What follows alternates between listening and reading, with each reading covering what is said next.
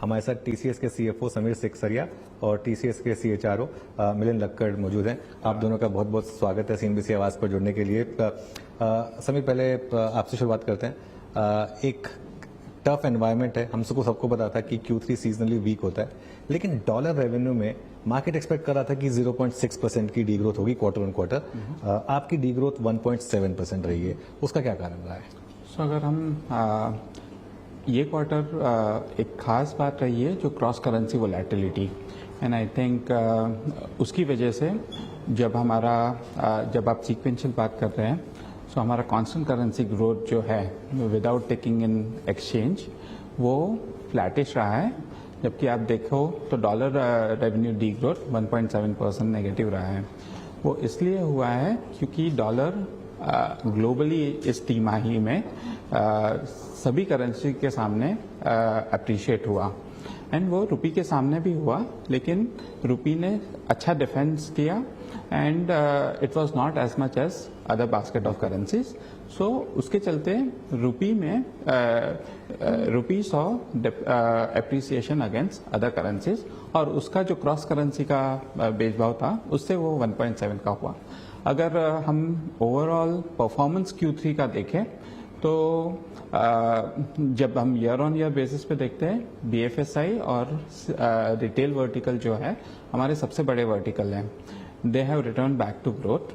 And 3 vertical जिसमें थोड़ी नमी दिख रही है वो है लाइफ साइंसेस, मैन्युफैक्चरिंग और टेल्को। उसमें प्रारंभिक संकेत दिख रहे हैं रिवाइवल के, स्पेंड रिवाइवल के, एंड ओवरऑल उसके चलते एक्सपेक्टेशन पॉजिटिव है। बिल्कुल, ये आपकी प्रेस रिलीज में आपने कहा भी है कि कुछ डिस्क्रिशनरी डिमांड रिवाइवल के साइंस इन वर्टिकल्स, पहले ये BFSI तक लिमिटेड था, अभी आपने 3 और सेक्टर जोड़ दिए इसमें। इसको अक्रॉस द बोर्ड आने में कितना टाइम लगेगा कि सब सेक्टर्स में ग्रोथ है? आई थिंक अगर US जिस हिसाब से ऑलमोस्ट 6 क्वार्टर्स से डिस्क्रिशनरी स्पेंड पे कस्टमर्स वर कॉशियस, अगर उसके चलते देखें जब हमारे 2 सबसे बड़े वर्टिकल्स में रिवाइवल दिख रहा है, hopefully that should pass on across.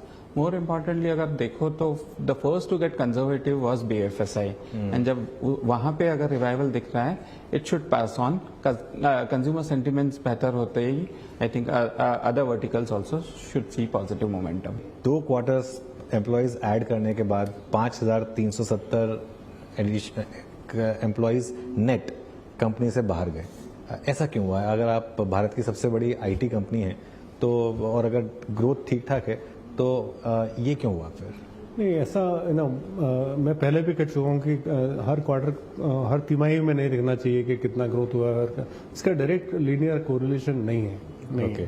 तो हम लोग 11,000 नेट एडिशन किया लास्ट 2 क्वार्टर्स में, like you said, because of various reasons, including productivity and utilization and pyramid and everything else, the headcount outcome is minus right now. But इसका मतलब ये नहीं कि हम हायर नहीं कर रहे हैं। हम लोगों ने we are on target to hire 40,000 जो हम कैंपस से हायर करते हैं वो और टारगेट ऑन है।